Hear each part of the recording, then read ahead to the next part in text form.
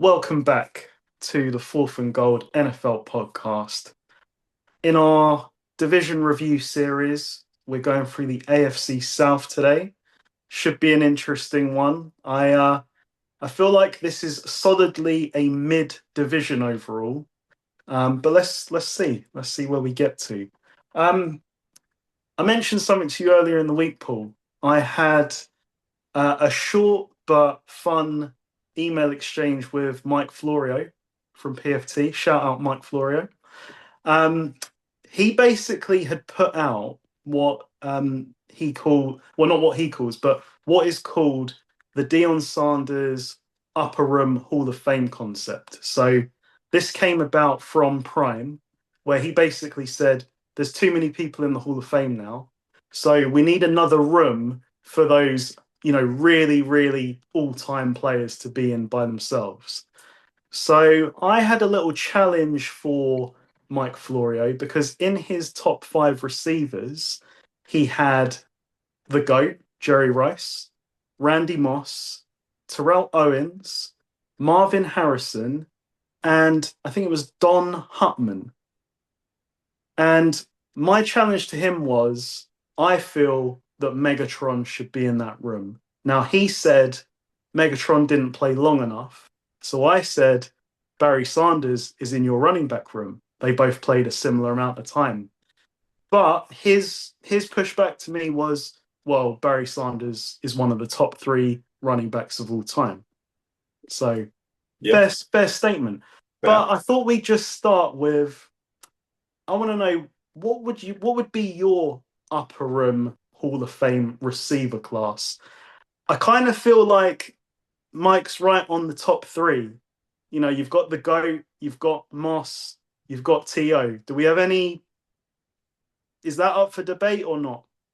So the first thing I'd say is, I don't understand why we need to. I get it. It's fun to just, bullshit back and forth about, right, there should be an upper Hall of Fame. But at what point does it stop? Then, but it shouldn't be downplayed, even though it could be argued that maybe we're inducting too many players at this point. But it shouldn't be.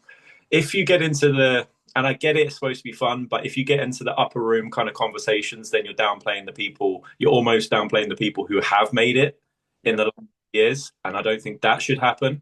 There's a lot of people. I mean, we were talking in the week, like Larry Fitz still hasn't made it, which to me is kind of crazy.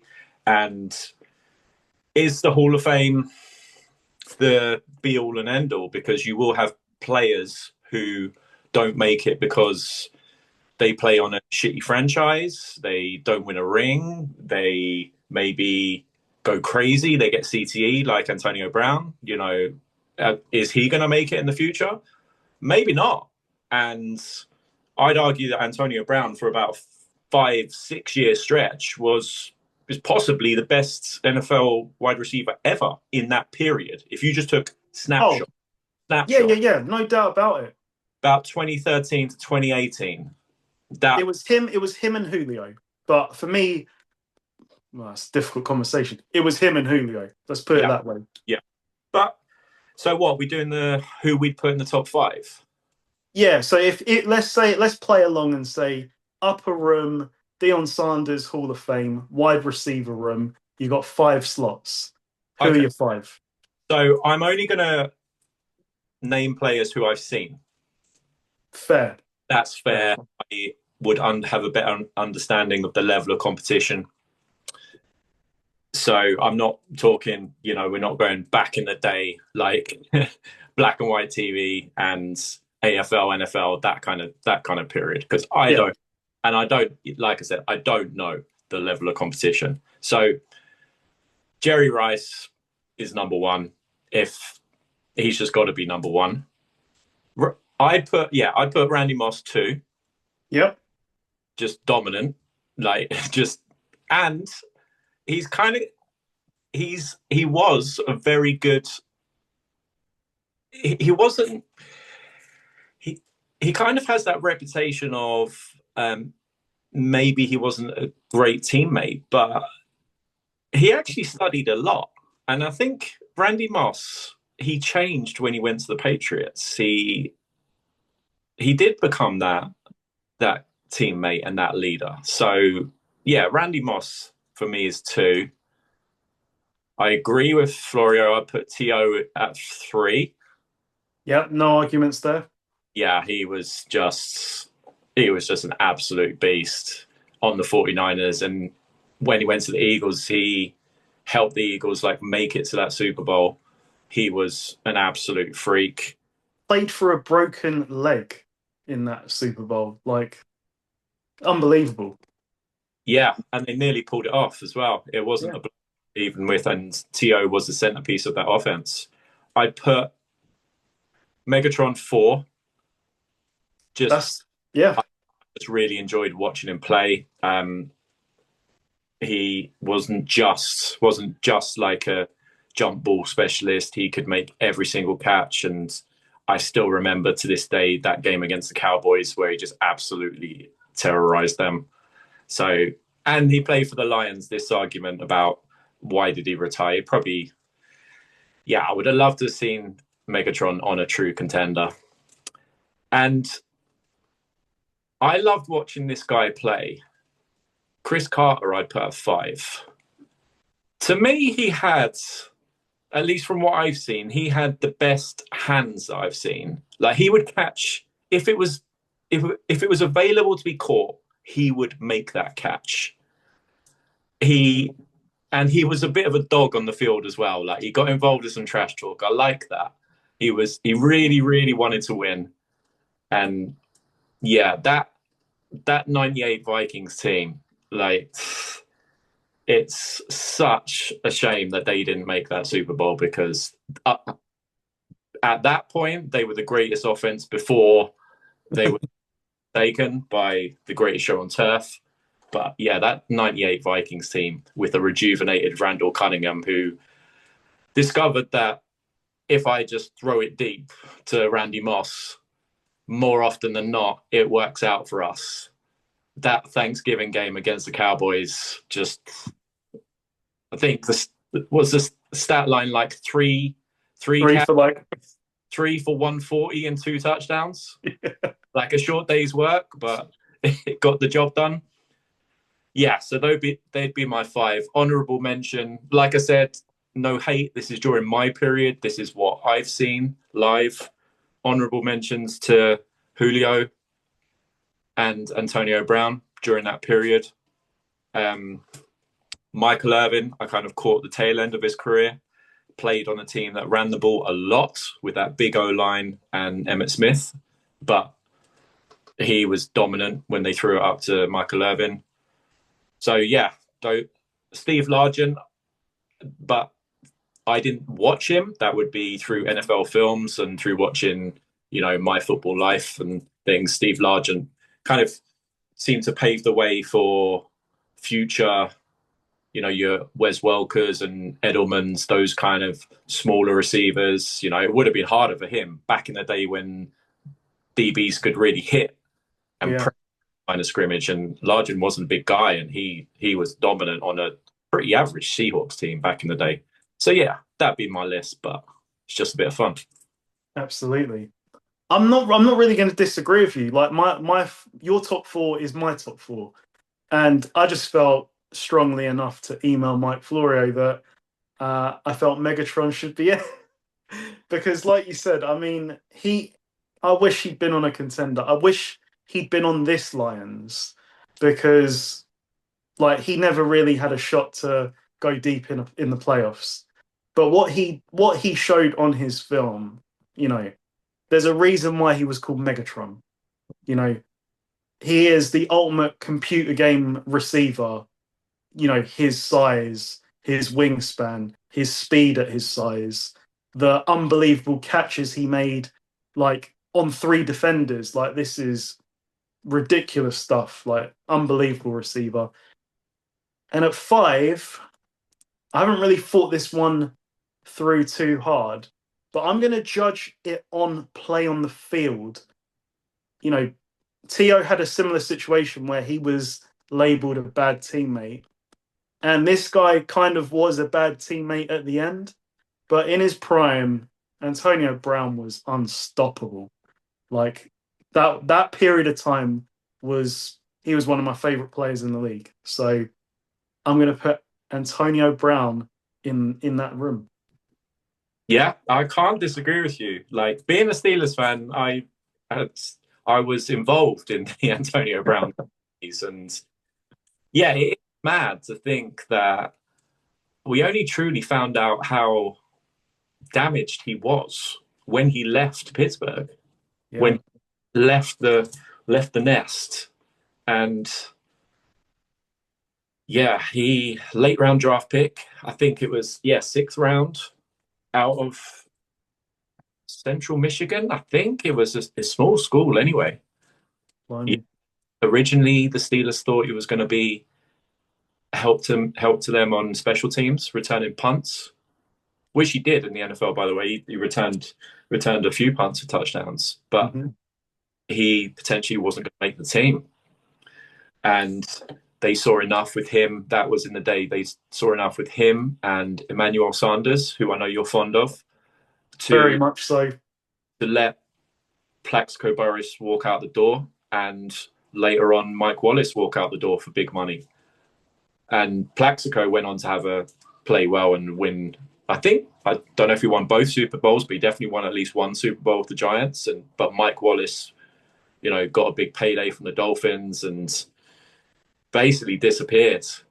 Yeah. So Steelers made the right call in picking Brown and Sanders. Sanders had a long career even after leaving the Steelers, and was a solid pro. He won the Super Bowl with the Broncos, didn't he? Was he on He that team? did. He Yeah, was. yeah. So yeah, it's a bit of fun, but I don't think it's necessary to do an upper Hall of Fame. If you make it Yeah. to the Hall of Fame, then fair play. Maybe just reduce how many people get in each year, if that's the thing. There was four this year. There was four. So that I think that's probably the right way to go. Just limit how many go in. Yeah, yeah. All Or right. evaluate the voting process. I don't know. Yeah. Okay. Well, nice little start. So we're here to talk AFC South. So as always, let's see what Vegas thinks of this division. You got Texans favorites, 19-20, basically evens, and their win total is 9.5, which is interesting. You then have the Jaguars second favorites at 3-1. Their win total is 7.5. Basically floating between 3 and 4-1 is the Colts. I think it was like 15-4. Their win total is also 7.5 wins. And then you've got the Titans at the bottom, 8-1, 5.5 wins. I think it's pretty fair, to be honest. I First reaction to those odds would be that I think you're getting a decent. Well, it's anytime you get evens, it's not great value, but a win's a win. And if you shop around for division winners, you're not getting even money on the Bills. You're not getting even money on even the Ravens. And the Ravens, have the Bengals, I could see a world where the Bengals improve and their offense just catches fire and the Steelers get it all together. So they've got challenges. Who have the Texans really got as challenges? They've won it 2 years in a row. A lot of things went wrong last year.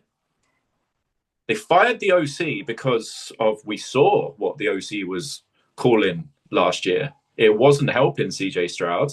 The offensive was a disaster. They had a lot of injuries. Nico Collins went down for a long period. Tank Dell had that horrific injury. Yep. Out. He might not even be healthy for the start of this year. I don't think he's playing this year at all. Wow. Okay. Yeah. But they drafted a receiver in the second round. In fact, they drafted two receivers out of Iowa State who I've heard good things about. So yeah, they're aware of it. But yeah, I think you're kind of you're projecting if you're looking for reasons to doubt the Texans. It's there, the evidence that the Texans will set the bar. Can the other teams catch them? I've got my doubts. I agree. And that's a great point. I mean, evens for the Texans. I didn't really think about it. Do I really believe one of these three other teams is going to challenge them? Not really. So it is a very, very good price. Yeah, yeah, you've got to wait for your money, and but I just think that a lot of things went wrong for the Texans last year. They sort of had CJ had his sophomore slump where, in the offseason he was doing quarterback rankings and put and he seemed to, and then this offseason he's shut up. Yeah, he's shut up. So that's a good sign. Their defense is, at least on paper, is pretty damn good. They can rush the passer. Their secondaries, they got a Stingley's. He's definitely top 5 corner in the league. Lassiter is a good number 2 as well. I like his attitude. Lassiter and Stingley together, yeah. So you're kind of shutting down receivers. And they got Gardner Johnson, who I think got injured today. But if he plays, he's another one that he's a chippy character. So, I think that these are the type of players that D'Amico Ryans will get the best out of. Yeah, I really like their defense. I just like the Texans. I don't think the offensive line is going to be, it can't be as bad as last year. Last year was so bad. So they've got 5 good enough players if, it's like most teams in the NFL on the offensive line. If the 5 guys stay healthy, then they should be okay. Mm. And that would be an improvement on last year. So, yeah, I like the Texans. I really do. But let's project the other 3 teams. So yes, definitely. So you're wearing the shirt, you're wearing the jersey. So let's go to everyone's off-season darling. London's team, the Jacksonville Jaguars. What are your thoughts in August on the Jags?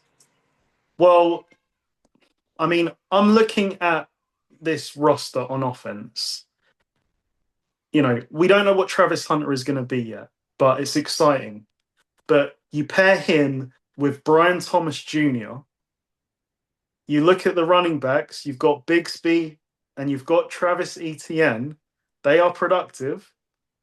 The third receiver, interestingly, is De'Ami Brown, who had a very good role with the Commanders last year. Yeah, I like him.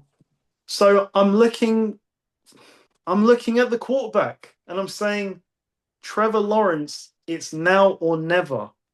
I know he's got security with the contract, but it's not really security. It's 2 years. If he doesn't do it this year, it would not surprise me if they just sort of put him to the side, because I can give him a pass for year 1 with, and I'm forgetting the name of the coach, the Ohio State coach. That was a joke of a year. So, Urban Meyer. That was a joke of a year. Like, I'm not going to hold him to that in his rookie year. Since then, he was with Doug Pederson, who's a Super Bowl champion. It went south, and I don't think it was just Pederson and Trevor Lawrence. It felt like Pederson kind of lost the locker room a little bit. But at the end of the day, it can't always be the coach. Like, this is Trevor Lawrence's 3rd coach, and he did very well with Baker Mayfield in Tampa.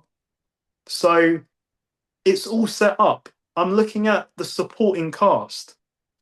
Like, Josh Allen, if you asked him honestly who he'd rather have, his supporting cast or the Jacksonville Jaguars supporting cast, it's a no-brainer. I'm sorry. There's too much talent on this team. And the results don't show it. So, and I say the results, the defense was terrible last year. The offensive production doesn't show it. Yeah, my take with the Jaguars is, yeah, that the game's not, wins and losses are not, this is not fantasy football. It's not on paper. If it was, the Jags would be, I'd really like the Jags. Like you said, the talent is there. But, you know, what can go wrong probably will go wrong. They seem to find a way. Like they've always had these really high draft picks. And so their roster is stacked. And something happens, whether the coach wants to not fly back with the team or Pedersen just loses his mind. I don't know what happens in Jacksonville. Even back in the day, like that Saxonville team with Ramsey and that defense, like they probably trash talk their way into losing to the Patriots. They were more talented than the Patriots back in that time. I think it was a couple of years ago. It was recently anyway. The Jags were flying. They were top of the division. They were absolutely flying. And then something seems to happen. You can almost count on it, and it will just all fall apart. And again, it's almost like, let's replay this tape. Like, yeah, the roster's stacked. Oh yeah, I really like the Jags.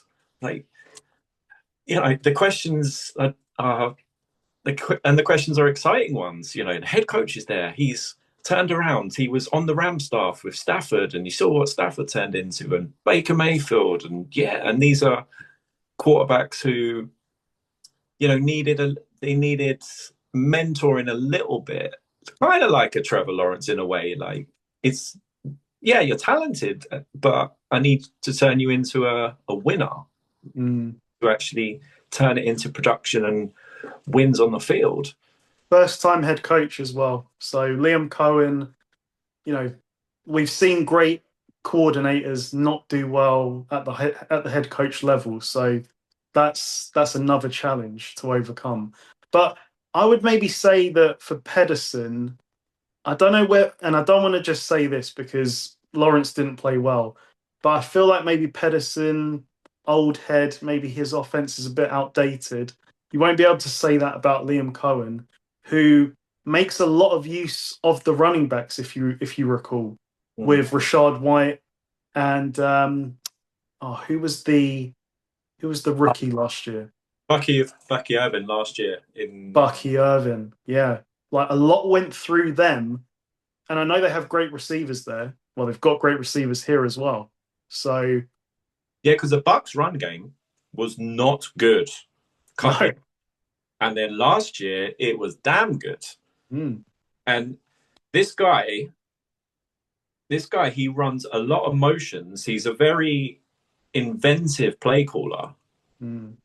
But the only thing with that is that my concern would be that it probably requires a lot of the quarterback, a lot of study, a lot of application from the quarterback. Is Trevor Lawrence that guy?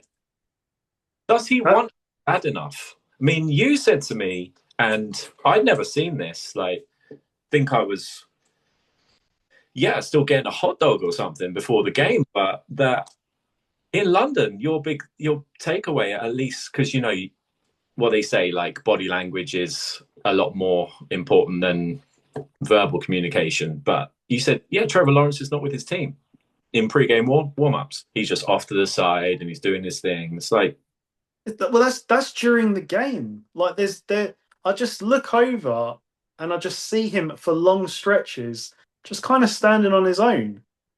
Okay. Before the game, when you have the pre-game huddle where everyone's getting amped up, he's kind of just like standing on the outside.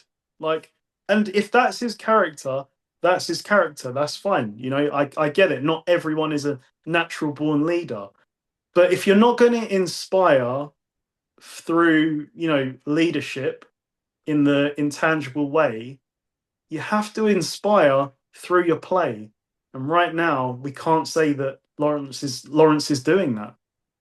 Yeah, there's a lot of things like these. Most of them, I mean, Lamar Jackson and Mahomes and Josh Allen are probably they're the most obvious ones that spring to my mind because they didn't go to big schools. Mm. weren't at big programs. So they were probably challenged a lot more in college, probably in a lot more, the roster around them is not going to be as good as Trevor Lawrence at Clemson winning a national championship. And, oh, yeah, it's the next Andrew Luck. It's the next Peyton Manning. Yeah, but Clemson win almost every game. Like, he challenged? And in the NFL, for sure, you're going to get challenged. And so far, at least to this point, he's come up short in those challenge moments. But the talent's there, so That's if what keeps me there, like a little bit. I'm like, you're so frustrating because there's phases where you look like a great player, like you yeah, make some unbelievable throws, but it's just so inconsistent. And I think, third head coach, this is really it, I think, for Trevor Lawrence. Like, he has to thrive under this coach, otherwise he's the constant. yeah, it's like guacamole, isn't it? We've eliminated everything. It's now, we've changed the roster around you. We've changed your weapons. We've changed the play caller. At some point, it's you. Yeah. So, but it might not be this year. It might be next year. Yeah, I think it's just like show promise. Yeah, I'm not saying, oh, go out there and win 12 games. Not going to happen. Well, it's unlikely to happen. But I think he has to show some progress with the offense. Like, you know, the defense was terrible last year. They might be terrible again this year. But as long as you can see the offense operating at a high level, you can say, okay, the problem is the defense. Right now, it feels like, as you said, the problem is kind of everything. yeah, they're just streaky. They're just kind of a crazy team. To me, they just go on these streaks of wins, and then suddenly like, it falls apart, and then they go on streaks of losses, and they have obviously this international break every season where that's not going to help with, well, at least they're used to it, but Mm. that can't really help. But it's more about money while they're going over there. But what do you make, or what do you think is going to happen with Travis Hunter? I love this. I think that I'm really looking forward to seeing what they do with this guy. I The heard something, more, get into it. I heard something today which I didn't actually think about, which is a really, really good point. Is look, he can't attend two team meetings. He can't attend two position meetings at the same time. So at some point, and NFL, as we know, like learning to play in the NFL is a different thing to college. And NFL, the opposition, they're gonna find a way to exploit him if it's possible. So, like, if he's playing corner, they're just gonna they're just gonna run him all over the field and get him tired, maybe, so that he's just burnt out. that is my concern, I'd say. Like, as the off season's gone on, the more I think about it, the more I'm like, and I'm on that. I'm going to be on that side of the fence. Like, I don't think this will work. I think that choose a position and specialize in it because that's what everyone else is doing. Like you said, you can't be in two meetings at the same time.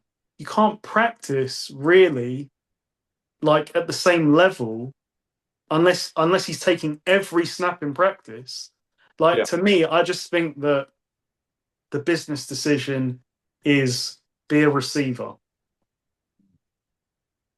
yeah. I think my takeaway with Travis Hunter was when they made the trade for him was I think it's a great marketing play by the Jaguars because Travis Hunter we could look back in a few years' time and say, wow, Travis Hunter's he's an absolute superstar.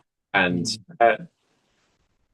maybe it's two positions, maybe it's one and a bit positions, maybe it's he spot plays on defense because most of the highlights that I've seen and from what I've heard, he was better as a receiver than he was as a, Mhm. and playing as a corner in the NFL. If you're not quite ready, like That you're gonna get cooked. yeah, if you don't quite understand what you're doing out there, that could be touchdown. But the prospect of him as a receiver paired with Brian Thomas Jr., who I love, he comes from the long list of elite, well, potentially elite receivers from LSU, aka Wide Receiver University. Um, this could be explosive. That's what I'm saying. Like, who are you Yeah, going to guard? yeah, I think the Jaguars are going to be involved. I think I'm looking at the Jaguars over most weeks. I think they're going to be involved in some crazy games because yeah, they probably need him to play more as corner, but he seems to be a better receiver. I don't know. I'm just excited to see it, but I hope he doesn't get ruined by the Jags. Yeah, that's the other worry for me is like, how do you manage his snap count if he's going to play on both sides of the ball? To me, it sounds like, and they haven't said this, but it sounds like he will be a receiver who will have packages at corner. So it will be like 100% workload on receiver. To me, maybe like a 25% workload at corner. But I don't know. Maybe they will just run him into the ground a little bit, which I don't really want to see because the what I've seen of him, he could be exciting. Yeah, So he could be exciting, and yeah, I can't wait to see it, and I'm glad he's not in Cleveland. So, yeah, he's going to be playing most of the time in good weather with a quarterback who can throw the ball yeah, most of the time. So, and a up and coming offensive genius head coach. So over to him. And from what I've heard, he's a really great kid. So he's going to put in the hours learning. hmm So yeah, let's wait and see. But yeah, that's the Jags. What about the rest of the Jags? So yeah, the defense. They again, it like typical Jacksonville. They've got some players like Josh Hines Allen and yeah, the I think they made a mistake with their number one pick, didn't they? Like looking back, Trayvon Walker instead of Aiden Hutchinson. I think I'd rather have Aiden Hutchinson. but he hasn't been terrible, He hasn't Walker. been terrible. No, he hasn't been terrible. And he But did. he carries that number one pick tag with him. So you expect, you know, Miles Garrett dominance, which we haven't seen. That's the only thing. Yeah, yeah. I like I said, I think the defense could be. I think they could be involved in a lot of shootouts. Yeah. So next, third in the betting, we have the Indianapolis Colts. So what do you make of the Colts? The Colts are solidly mid, in my opinion. Like, and I hate saying that because Jonathan Taylor is far Not from mid. yeah. He's amazing. And it's one of those again where you're like, I wish he was on a better team because he's great. But you're looking at this quarterback situation. They signed Daniel Jones, and to me, I think they signed him quietly wanting Daniel Jones to win the job. But it sounds like he hasn't done that yet. So, what would you do? Do you want Daniel Jones to start, or do you want Anthony Richardson to start? Who is he? Oh, He's if I'm a Colts fan, if I'm involved in the Colts, I want Anthony Richardson to start. yeah. I want that to be the kick up the arse to Anthony Richardson. Like this Mm. guy's here to take your job. You're not going to get a second contract here unless if you can't win a job over Daniel Jones, you are not an NFL star. Yeah. You want Anthony Richardson to almost like look at Daniel Jones because I don't know a great deal about Daniel Jones except what I've seen on the field, but from reports I've heard, he's a really great guy. Mm. So he's good in the locker room. He puts in the hours. He's got the diet and he studies and all the things that you want. So you almost want Anthony Richardson, who is the opposite of that, at least so far, to look at Daniel Jones and go, right, this guy is not as talented as I could be. Like, he don't have the arm, he don't have athletic ability, but he does have the intangibles that is necessary to be an NFL quarterback. And but he had that really good year with Daboll, didn't he? Where I don't want to. I'm not even going to put him in the same breath as this other quarterback, but Daboll used him in a certain way that he used a certain quarterback in Buffalo, and it worked for year one. yeah, Like it was pretty good overall. they beat Kirk Cousins and the Vikings on the road in the playoffs. Yeah, He, yeah, that running game was devastating. You know, and he was part of it. He was yeah, part of it. yeah. So, but yeah, no, you've got to see it through with Anthony Richardson. I think he obviously tapped out of the game. During last season, kind of lost the team a bit there. Had to work it back. So, I think stay the course and see what he does this year. But You he is. hope. I mean, like, I thought this today when I was just thinking in my head about the Colts. A thought that came to me was, this kid's really, really young. He's really, and he didn't play a lot in college, No. and he hasn't played a lot in the NFL. And at what point did we change from, oh, you get like a year and then you're done, you're out of here? You know, we used to be a lot more patient. I don't know. Are we all now so addicted to TikTok that the quarterback turns up for a year? You're not good in 6 games. Done. He's out of it. No Yeah. good. Like, yeah, but a year ago you thought he was going to change everything. How old's Richardson? So he's just turned 23, but it's not that. It's not so much that. It's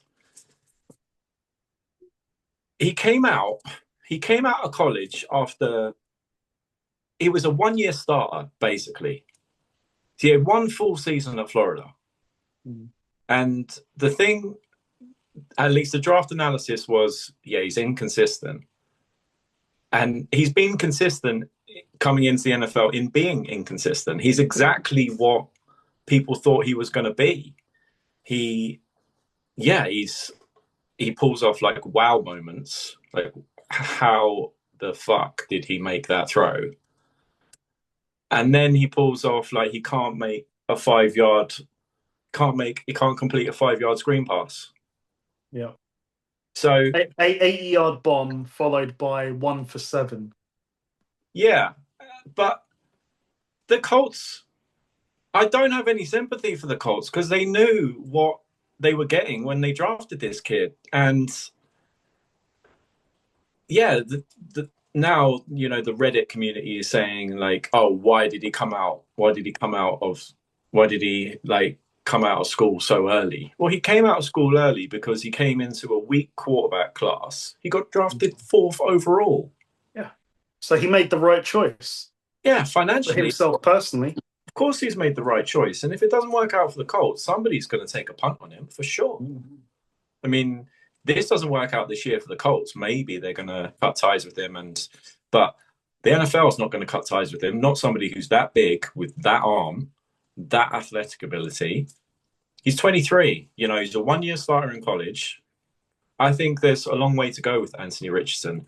But my takeaway with the Colts and this Daniel Jones thing is, yeah, they've given him like a enhanced backup kind of contract. At least it looks like it. But if you've got the cap space, like that would, I think for the Colts, the play is this should hopefully motivate Richardson into, right, okay, listen, I'm not going to get my contract. I'm not going to get my big contract. But yeah, I think we're in a different world now where You know, the kids that come out early, like they're expected to hit the ground running immediately because we've had Jaden Daniels and CJ Stroud and Bo Nix and these guys and even Penix at the end of last year. But what do they all have in common? They played a lot more in college. Mm. It sounds a lot like Trey Lance. Richardson hasn't played enough really to know where he can get to, Yeah, and he's going to have to put in a hell of a lot of work though to get there because I really think provided he's healthy, that the Colts should just ride it out with him. yeah, don't go 1 year with Daniel Jones. You learn nothing. You learn nothing from that. Yeah, and what's the ceiling with Daniel Jones? If absolute best case scenario, you do a Giants and you 9-8, 10-7, make it to the playoffs, do a Steelers, make it scrape your way to the playoffs and get blown out. Like you're in That's not progress. Yeah. you're in it to win the championship. At least you should be. Mm. So, and Richardson, if he all gets it together, at least you've got a much better chance of reaching that promised land than you do with Daniel Jones. So, but the rest of the Colts, like they've got a really, really good roster. But like receiver wise, you got Michael Pittman Jr., who's good. You got Alec Pierce, who's a dog. You Yeah, know, I and now they've got the love tight Josh Downs. ends. I love Josh Downs. So I think he's a really, really underrated player in this league. Plays for the Colts, so doesn't get the media attention. But yeah, Right. those three as receivers, and they drafted the tight end Tyler Warren. So and they've got a good offensive line. Like Yeah. I know they lost a couple of guys in free agency, Yeah. but those guys were hurt a little bit last year anyway. So they've still got a pretty good offensive line. Yeah, like it's not what it was, a few years ago where it was really elite. But that doesn't mean that like it's fallen off. Like it's still a good offensive line. They can run the ball with Jonathan Taylor. They can run it with Anthony Richardson. And look at the weapons. Like it's a good setup. It's just, can they get the best out of Richardson now? Can he get the best out of himself? It's Yeah, well, gonna take it's gonna take time. It's like you said, in this TikTok era, we can't find out what he is in 6 games, Colin Cowherd. Like, we have to just ride it out and see what he does this year. yeah. Well, you just hope that an NFL franchise are not affected by the hot takes and the clickbait generation, which is, oh, this kid can't play. Well, they knew exactly what he was when they drafted him. So you've got to ride it out now with Anthony Richardson. Yeah. I really think you do. But yeah, the roster's good. On offense, not Defense sure. defense is not terrible. Defense is pretty good. The secondary's good. Secondary's good. And they've got your guy Buckner in the middle. He's still a dog. I wish he was at the Niners. I wish he was still at the Niners because that's the position that we're weak in, and he's obviously, he's a very good player. Yeah. So the Colts, to project the Colts is, I mean, you're guessing. Yeah. If you hit the jackpot, then good luck. Good luck to you. Like I wish you well, but let's not bullshit. You were totally guessing because it all rides or dies with this quarterback. 7.5 is it's right where it should be. I wouldn't feel confident either way. Yeah, they were 8-9 last year, and I think they'll be right around there again. I think they'll beat some teams they're not supposed to. They'll probably beat contenders. They'll be a pain in the butt for a lot of teams. And they lose to bottom barrel. That's why I said it. They're solidly mid. Yeah, they are. But at least they've taken the punt with you've taken the punt with the quarterback. You've bought that lottery ticket. At least see if you can cash it. Yeah. Okay. So that leaves us with the third, shall we say, team trying to contend in this division to catch the Texans, the Tennessee Titans. Now, they obviously have Cam Ward, and everything you've sort of seen and heard about Cam Ward, is exactly the type of person you'd want leading your team. I guess like I'm no college football expert. I haven't seen enough to really judge him, but from what I have seen, I just don't think we're going to see a CJ Stroud, Jaden Daniels type season. That's all. Like it's very similar. Like when CJ Stroud came out with the Texans, I think I had them winning 3 games. How stupid of me. Last year with Jaden Daniels and the Commanders, I don't think anyone was thinking NFC Championship. No. It's the same again, but I really don't. I really feel it this time, especially being in the AFC. I'm really struggling with this roster with Cam Ward to say he's going to be that exceptional to lift them to those heights. I'll be interested to see though, because I'm willing to hold my hands up and say I was wrong because I don't know enough about him. But just from what I've seen, I'm not sure that he's, you know, third year in a row to see a special rookie quarterback performance. I'm not sure. Yeah, I mean, it can happen. It Yeah, can happen, and if it even if it's not a full Jaden Daniels, if it's a yeah, 70% Jaden Daniels, then the Titans soar over their win total of 5.5. So true, true. that that's the interesting thing with the Titans, and they do have. I mean, they spent a lot of money on their offensive line, and it's not great. But like I said with the Texans, if everyone stays healthy, they're at least adequate. They've got a good running game.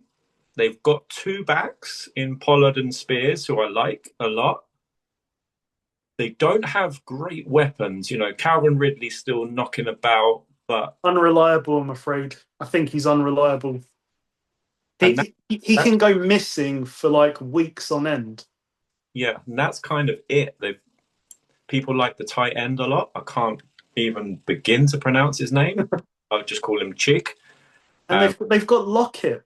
They've got Tyler Lockett, which he's kind of coming to the end. I think like he's still got some speed, but you're not going to hang your hat on Tyler Lockett at this point. yeah, but I don't think we shouldn't expect Jaden Daniels, CJ Stroud. But No, that, like I said, we're almost changing expectations for quarterbacks now. Like, oh, they've got to come in and immediately be the Messiah, change everything. Just give them time, and I hope that they do. I hope that, yeah, like I said, I hope that the Colts do with Richardson. Obviously, a couple of years down further ahead than Cam Ward, but that the Titans do the same thing. And with the Titans, if it is a disaster, keep the head coach. Just mm. keep the head coach. Just keep it all together.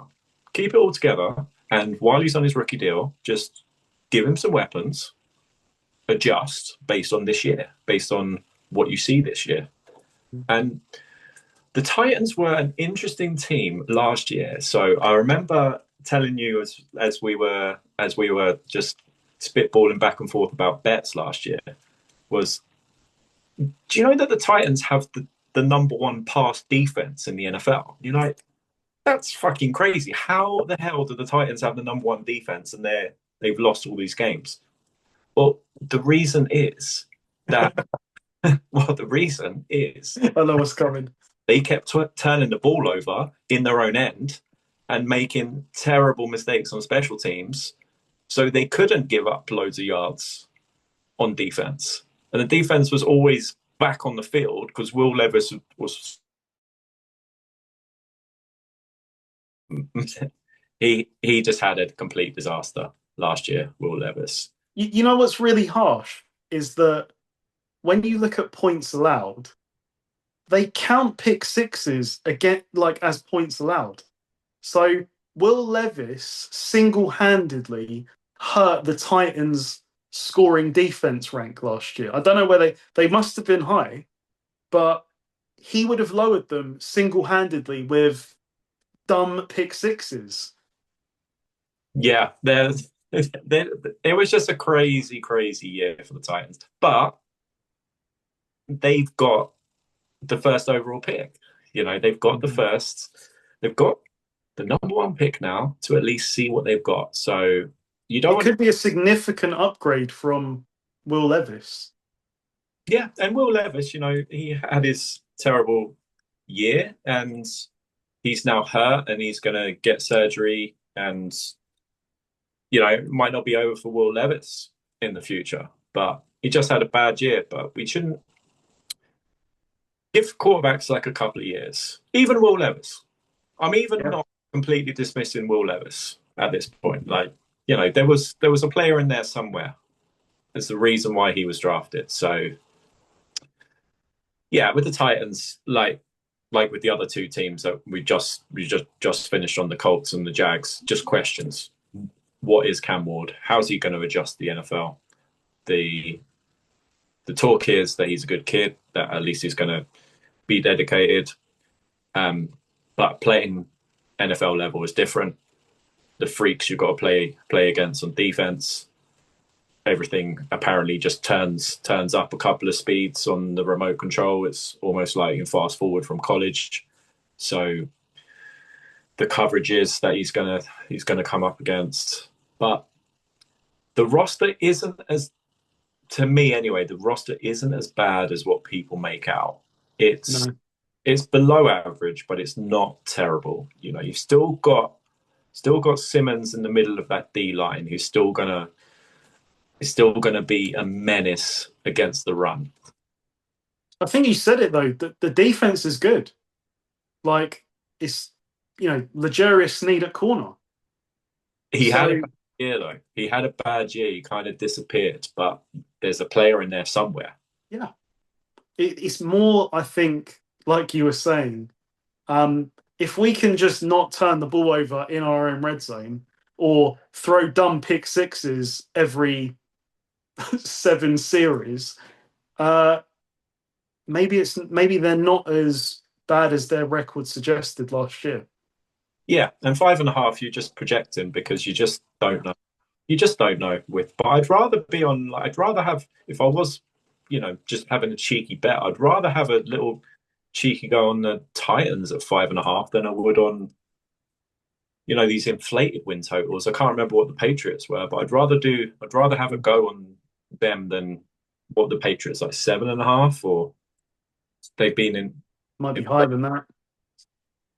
But the thing is, you look at this division, they could split this division. You don't know. They're capable of beating the Colts because the Colts are capable of losing to teams like the Titans. The Jaguars are capable of losing. In fact, the Jaguars do lose to the Titans quite regularly. So even the Texans, I think, did lose to the Titans last year. So divisional games will be big for them if they're going to. I fancy them to go over. I do, because I don't think that Cam Ward is going to turn the ball over the way that Will Levis did. And if he doesn't do that and the defense can be somewhat similar to what they were last year, I think they're capable of winning the 6 games for sure. Yeah, you bring up an excellent point. Like, they're playing in this division. You could make an argument they could sweep the Jags, sweep the Colts. They could split with the Texans. They should 5 wins. Yeah. I'd rather be on the Titans at 5.5 wins than the Saints. And the yeah. 4.5, maybe even 5.5. I would much rather have a punt on the Titans, because even if they're 6-11, that's still a pretty bad year. Yeah. But you cash your bet on over 5. So it's progress for them. It is, at the end of the day. That's what I think the expectation should be. Can we show progress? Cam Ward's got to go through the rookie season. I'm sure he'll hit the inevitable rookie wall at some point. It's just going through that, get it out the system this year, and then build the roster. Hopefully Cam Ward develops over the next 3 years as well. It like you said, it doesn't have to be year one all or doom. Let's just let him play, let Yeah. him get his errors out, and develop. Yeah, everyone just relax with the quarterback thing. Like you've drafted a quarterback. He doesn't have to be like Peyton Manning immediately. And Peyton Manning, interesting. I just immediately thought of Peyton Manning. So Peyton Manning still holds the record for rookie interceptions, Yeah, and he he does. and he turned into a bit of a player. So there you go. Uh, And it's a bit like Bryce Young. I mean, I was you'll probably remember, like I was very low on Bryce Young, but he's turning me around. Like I know that he won a lot of meaningless games at the end of last year, but just the eye test, he looks different. He looks, more like a confident quarterback now. So we'll see if that continues this year. Because when he first came onto the scene in the NFL, there was aura lacking. Like you just didn't feel confident in him. no. Now you can see the belief in his eyes. Mm. So it doesn't have to all be all or nothing in year one. Yeah, I wonder. I know we're on AFC South, but I wonder if Bryce Young would be where he is right now. I'm not saying he's where they hope he'd be, but if they hadn't have benched him at that point. I don't think so. Yeah, I think that's exactly what he needed. And it's what you said with Richardson. Maybe this is exactly the sort of challenge that he needs, which should be, to Yeah, say, no, I'm not getting beaten out by Daniel Jones. but Bryce Young is, from all reports, a good kid. Anthony Yeah, Richardson is, from reports, got slightly questionable work ethic. So that fair, we'll fair. see with Richardson. At least with Bryce Young, I mean, you never want, wasn't it Andy Dalton being involved in a car accident that led to Bryce Young coming back? Yeah, yeah. And thank goodness Andy Dalton's healthy again, Mhm. but that turned into where the Panthers are now. Well, at least they're not where they want to be, but at least they're not as like downbeat as they were halfway through last year. So I mean, I think I'm right in saying this. Bryce Young was a dropped Leggett pass in the end zone from beating the Eagles. yeah, yeah, he was. So that's definitely progress. Yeah. So let's come back. Let's round off the Texans. Yeah. So the Texans, everything's there for the Texans. And they should win this division unless the other three teams, when we're talking about those three teams, the projections actually come true. Then I think the Texans could have problems. But Mm. I think it's a lot. It's a lot to ask for because I think the Texans would have to fall off, and one of the three other teams, the questions would have to be proved true for an alternative winner of this division. But the question is, do you think the Texans can take that next level, that next step, when it comes to January and they're in Baltimore, in Buffalo, or hopefully, they win if they win the division like we both think that they will, they're hosting that playoff game. Mm. I mean, they beat the crap out of the Chargers last year. Herbert played a terrible game, but they beat the shit out of the Chargers. And then a couple of years, it wasn't last year, but the year before that, they nearly beat the Ravens. They very Yeah. much beat the Ravens. And, going back, like you bring it up all the time, like that 21 nothing. Was it 21 or 28? 20. They had a 21-point lead on Mahomes. Way too early. Yeah. It was 24 and they were losing at halftime. It's just nuts. Uh, But um, but see, there's enough like when I bring up all those games, there's enough promising things to suggest that they could get it together in the playoffs. They really could.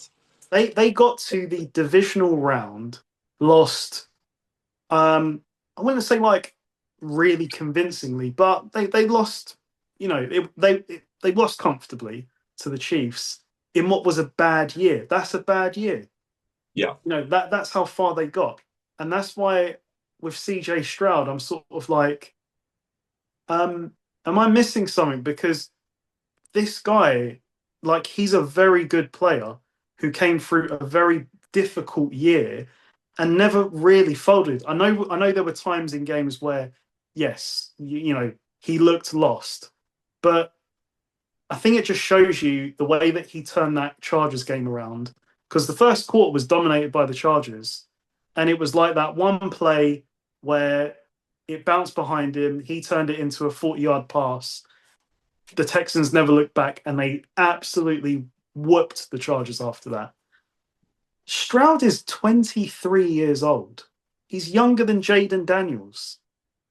And I really do believe in this kid. Like, and I'm looking at the roster, and your question was, can they take that next step in the playoffs?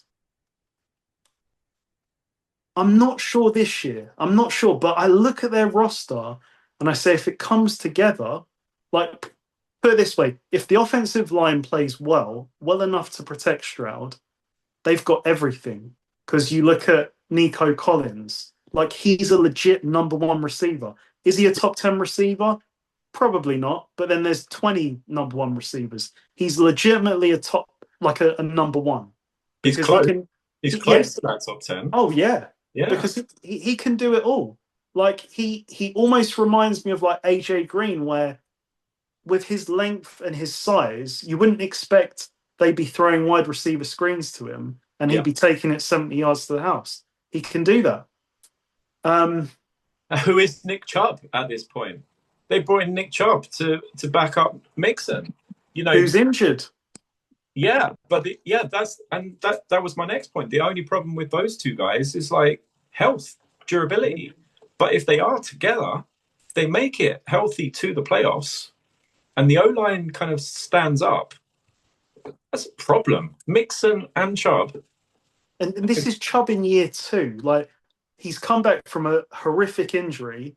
And yes, last year didn't really look himself. It's not like he was in like the high octane offense with the Browns. So Yeah. I expect year two to be a bit different. He'll be healthier, like probably more confident in his legs. And to be honest, like, he's going to have better opportunities in this team. Mm. Yeah. Yeah, I think there's a lot of reasons to be optimistic for the Texans. There really, really is. And yeah, they almost should make the playoffs by winning this division, host a playoff game, and then we'll be back. Almost like different question with a different team, but the same outcome. It's like with Buffalo. We know you're probably, barring injury, gonna make it to that point. So can you win that game? Can Buffalo overturn a Kansas City in a AFC title game? Or where is that game going to be played would be the question with the Bills. With the Texans, it's you're probably going to be going on the road in the divisional rounds, but can you topple one of those teams? And they've had some moments in a couple of years. But one more point on CJ Stroud. You brought up an excellent point. Yeah, he's 23. And yeah, everyone's forgotten that, oh, he was the Jaden Daniels before Jaden Daniels arrived in the NFL.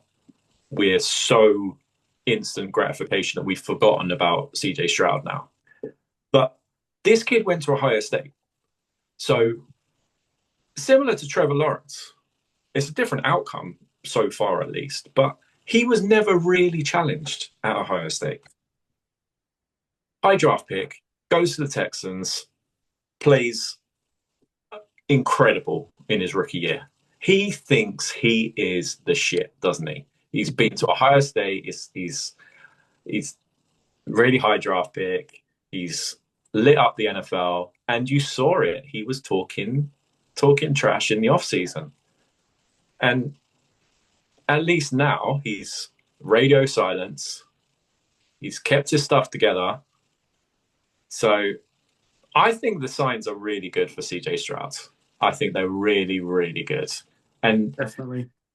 those three guys that I brought up earlier on, you know, your Mahomes, Jackson, Josh Allen, the common denominator is that they didn't go to Clemson or Ohio State.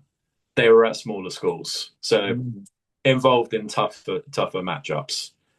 And you could see it when they kind of came out into the NFL. But yeah, CJ Stroud went to Ohio State, just thought this NFL game's kind of easy, started talking, and then, whoa, year two was a bit of a awakening for him.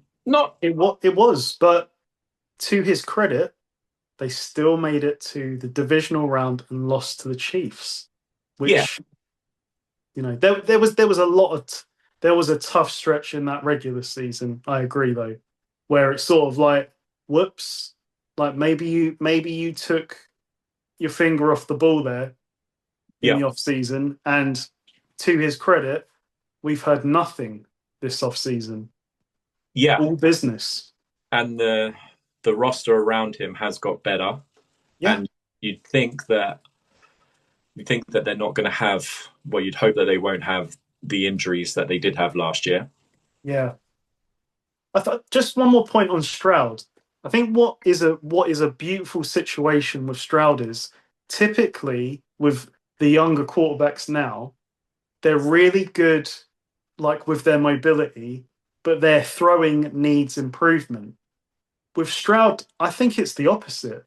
Like, I think that he has the throwing down because his mindset is always, I'm a pocket passer. And, you know, he does all of the, you know, well, he was at Ohio State, so he's been developed properly. But what I think is an area of improvement, if we can say that, is his scrambling ability. It's not something, to me, when I watch him, he embraces. And I think that's where, if he embraces that, he could really take it to the next level. Because, you know, he's definitely athletic. You know, you see him scramble from time to time, but it's almost with hesitation where, oh, I'm taking off. And this isn't a criticism because he's like, I'm taking off, but I'm looking downfield and I'm going to wait until the absolute last moment where it's not there. Okay, I'm going to take off. But well, his numbers rushing. So he averages 4 and a bit yards per rush, which is not special for a quarterback. You know, when we were going over the Broncos, like Bo Nix is 9 yards when pressured per rush, 9 average yards per rush when pressured, which is just crazy. But Stroud didn't have a rushing touchdown last year. He had 3 in his rookie year, and he ran the ball 52 times last year compared to 39 in his rookie year, which makes sense. But he was pressured a lot more. He was a lot more, so you take off a little bit more, but it's still quite low because he's not looking for it. He's not looking for it. Even when he does, like I remember against the Cowboys because I had him over on rushing.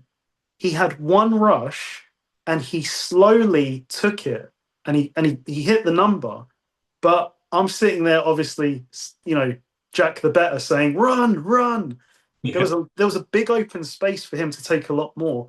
And that's just not what he's looking for, which I find that interesting because, well, he's like been I said, healthy, so he hasn't got hurt. He hasn't been a Anthony Richardson and got himself hurt rushing the ball. Yeah. Yeah. But I'm even thinking, like, even if at minimum you commit to running the ball and you do a Russell Wilson, you slide early, or a Rodgers slide early, like, I think that's where he could get more, I think. And if that becomes more of a threat, it will probably open up even more big plays for him. So It's I'll be interesting. interested to see if he does that, because like I said, it's a beautiful situation. Like he's got passing down to a T. Yeah. It's the do you want to do a bit more of the special kind of off schedule scrambling? That's a great situation to be in year three. Yeah. And he has a new offensive coordinator who hopefully can open up that part of his game. So yeah, it's exciting for CJ Stroud. And it wasn't, because we want the superstar stat lines, we want the crazy numbers. Looking at Stroud, it wasn't terrible last year. It wasn't terrible. They went 10-7, won the division. He threw for 3,700 yards, which is not. We're just greedy now. We just won. We won a 5,000 yard season from our quarterback. And the touchdowns to picks ratio was 20-12. She's not. It's not going to win you a championship, but Considering the amount of sacks he took, the yeah. problems on offense seems pretty reasonable. So 20-12 last year, but in his rookie year, really special. 23 touchdowns to 5 picks in his rookie year. And the passing yards were slightly up, like 4,100 as a rookie. But yeah, he didn't completely fall off. And he's still 19-13 as a starter overall. So, and he's got 2 playoff wins more than a number of quarterbacks who are a few years older than him. He's only in year 3, so he's 23 years old. As you said, 23 years old. Let's be patient.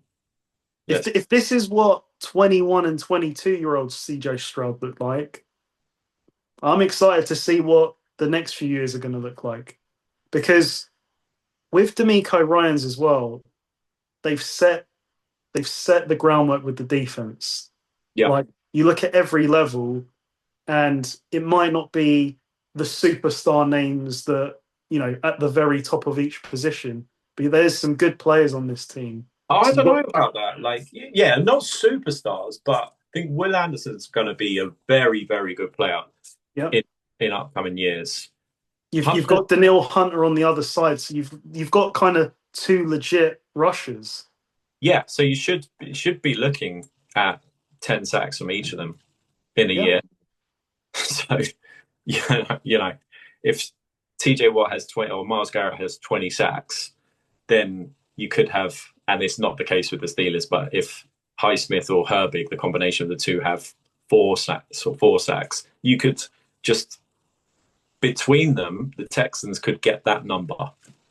Yeah. But not pay the crazy cap hit that the Browns are, or the superstar. So yeah, there's all different ways to do this thing in the salary cap era. Have your superstar, or have two very good pass rushers like they do.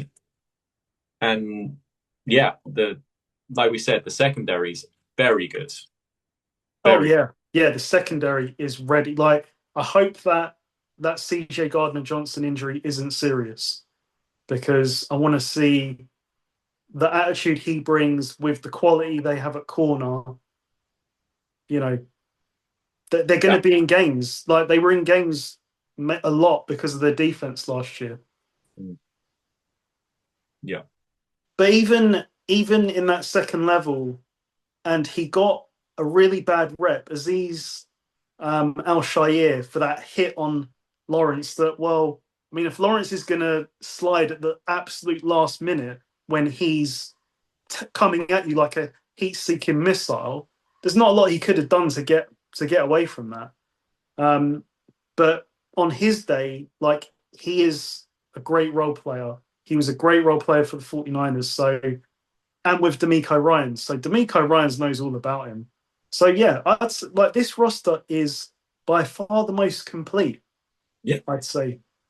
Yeah, and I'd argue they've probably got a better roster, or at least they'll challenge those teams roster-wise in the AFC. They challenge the Bills, they challenge the Chiefs Yes. in terms of roster. Maybe not Baltimore. Baltimore's probably a better roster, at least Yeah. personnel-wise, but Agreed. definitely Buffalo and Kansas City. But then they've got Mahomes and Josh Allen, so it's a different thing. Yeah. For a mid-division pool, this division actually has quite a lot of talent. So I thought, why don't we hit the non-quarterback draft? Um, you've got the first pick. Okay, I will, and there's a few ways I can go with this, Yeah. but I'm gonna go with Derek Stingley Jr. I think he's a really, really, really damn good cornerback and doesn't get the media love because he Yeah. played Houston. But some of the picks he makes, like they are crazy, crazy athletic plays. I'll take Stingley. Thriving under D'Amico Ryans. Um, I have to take my new favorite receiver, shall we say, Brian Thomas Jr. Pure explosion. He is like one of those like straight line.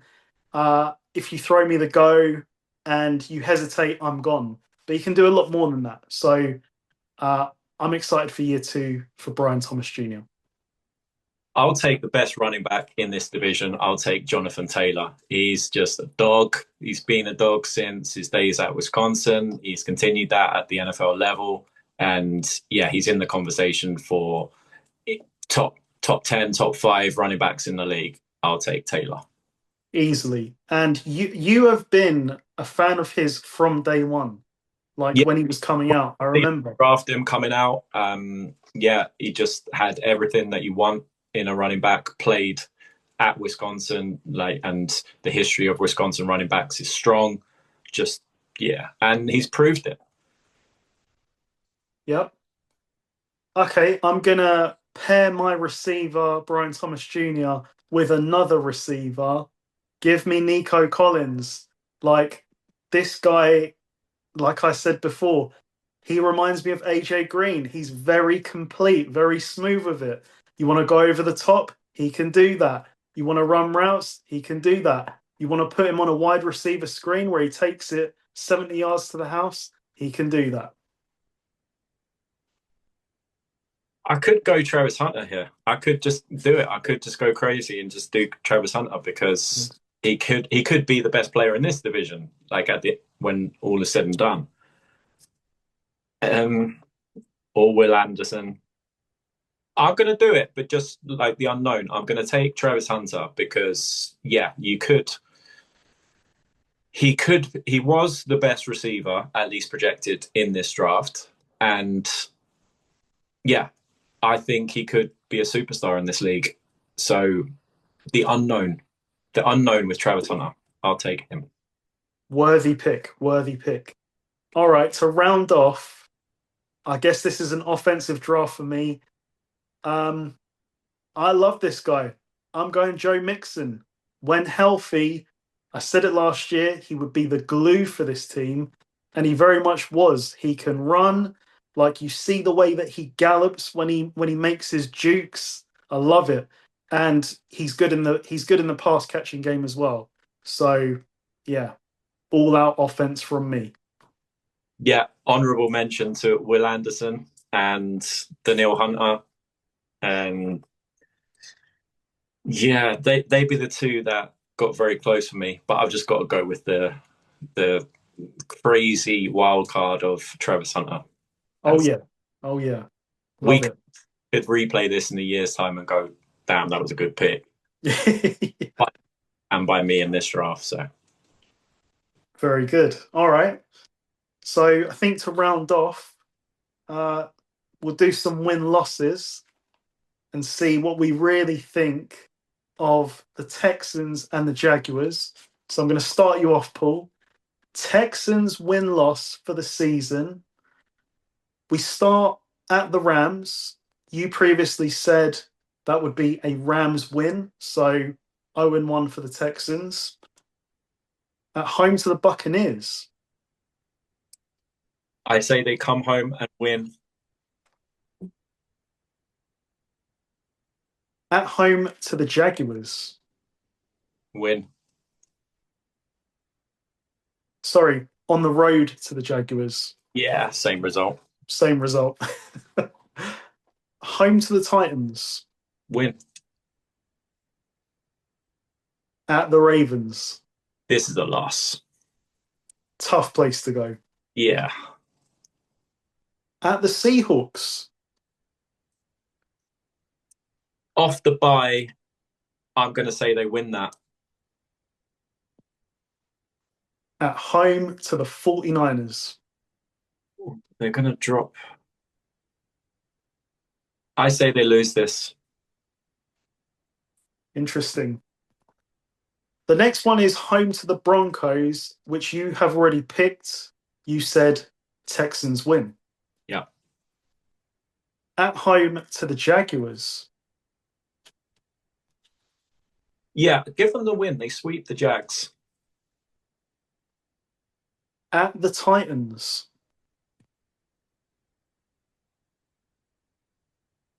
Win. Sweep. Sweep again. Okay. At home to the Bills, who they beat last year.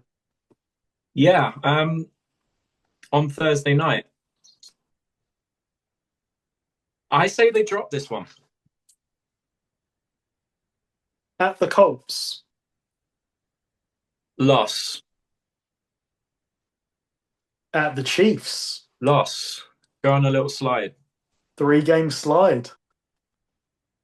Oh, at home to the Cardinals. Win. At home to the Raiders. Win. At the Chargers. Loss.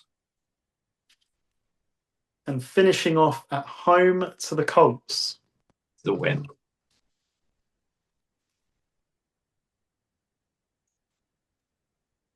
Ten and 7. Interesting. Probably enough to win the division. Probably enough. Yeah. Same record as last year, but they hit the over just 9.5. Yeah. I mean, that's the tough schedule when you think about it. It's a very tough schedule. And Ravens, Bills, and Chiefs. yeah, and I had them, at Seattle, San Francisco coming to town. Denver's a tough team. Yeah, that stretch there, like Bills at Colts, Chiefs. They go to the Chargers. They go to the Rams to start the season. It's a good 10 and 7, basically. It's a good 10 and 7 because it's a really tough schedule. They go to the Ravens. Wow. Either side of the bye, at Baltimore, have the bye week, and then at the Seahawks.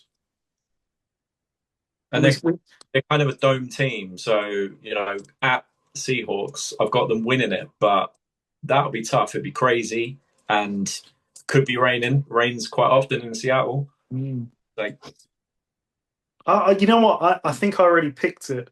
I do fancy them to beat the Niners. So that'll be a good game. yeah, D'Amico Ryan's Bowl. Yeah, exactly. Right.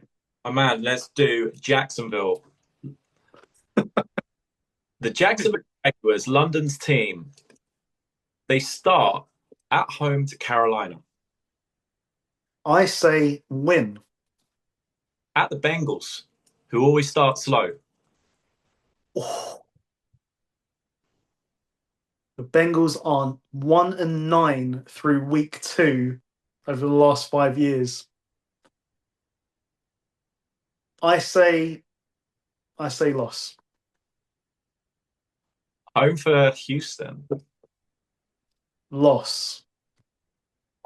At the 49ers. I picked this last week. I said loss. Tough start. 1 and 3. Home for the Chiefs. Loss. Home for Seattle. Ooh. I mean, their season is teetering here. I'm gonna say win. Then they've got the Rams in London The Rams in London. London's a funny one. I'm gonna say loss. at the Raiders off the bye. Off the bye. Raiders, I'm intrigued with. I'm gonna say win. At the Texans. Loss. Swept. Home for the Chargers. I've picked this previously. I said Chargers win, so loss. Tough for the Jags. At the Cardinals. I mean, the Cardinals can't lose every time they come up. I'm gonna say Jaguars win. Okay. At the Titans.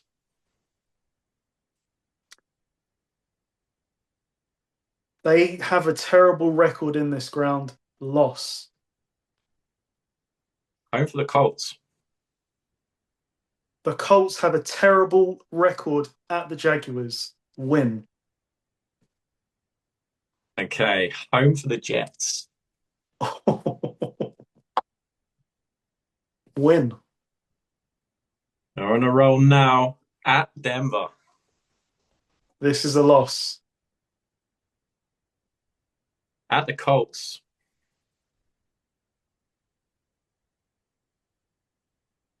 I'm going to give them the win. Okay. And round out. Home for Tennessee. I don't know the record. I haven't been counting, so this could be one of those games where Jaguars need it. The Titans' season's over, but they're playing spoiler. I will give the Jaguars a dodgy win. Okay. So up and down season, you've got Jacksonville 8-9. Okay, that was better than I thought it would be. So they hit their over. Their over was seven and a Seven half. and a half. Yeah. Yeah, but I don't That see. is a brutal start, though. I mean, like a lot of the wins I've said might not come because the team might already be demoralized. Yeah, and I think we've got. Well, I think you had one win for the Titans. You had them splitting.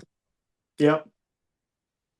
It's a split with the Titans. It's a sweep of the Colts. That's dodgy, I'd say. Yeah. And they get swept by the Texans, which could be dodgy as well. You have them winning at the Cardinals. I don't see them winning that.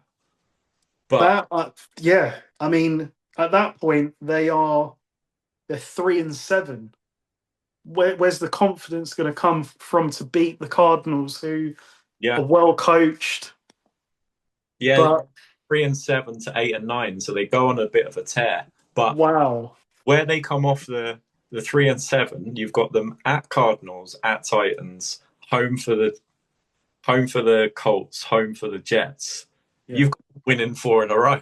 Like they can lose. Titans loss. Titans loss.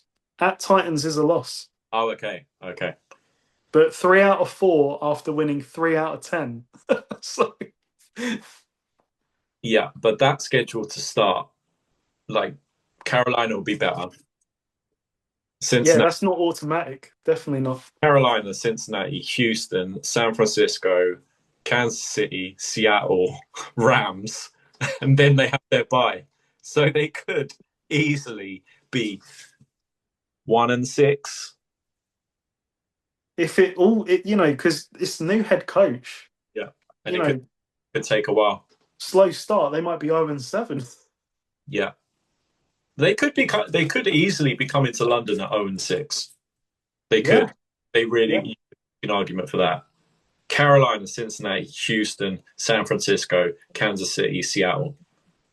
I'll tell you what though, if somehow, some way this head coach transforms them and it all comes together and they somehow are like 3-3, they've got a better schedule to come. So it's about surviving exactly. through this. I don't Exactly. know how.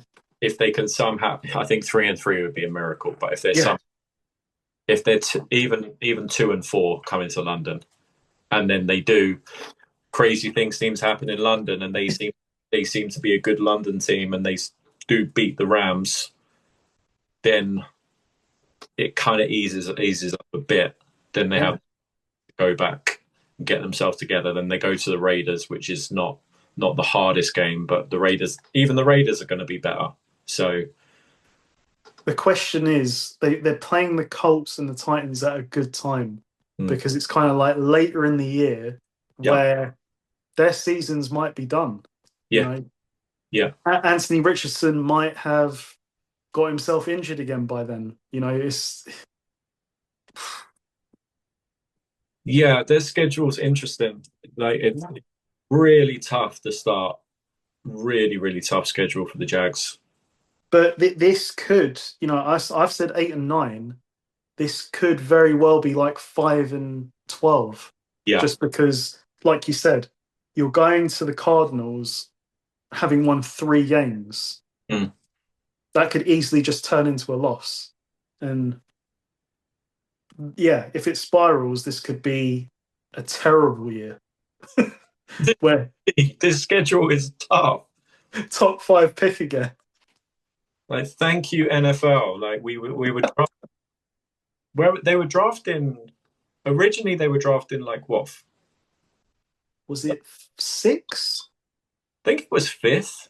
Was Yeah, it 5th? Yeah. fifth. Yeah, because the Browns got Graham at pick 5. Okay. Yeah. So I mean, only because of the Titans, they were not last in their division. But Mm, for a third place team in their division, this is a tough schedule. yeah. Really. But they play the NFC West. And And the AFC West. Yeah. they, yeah, so Brutal. brutal schedule.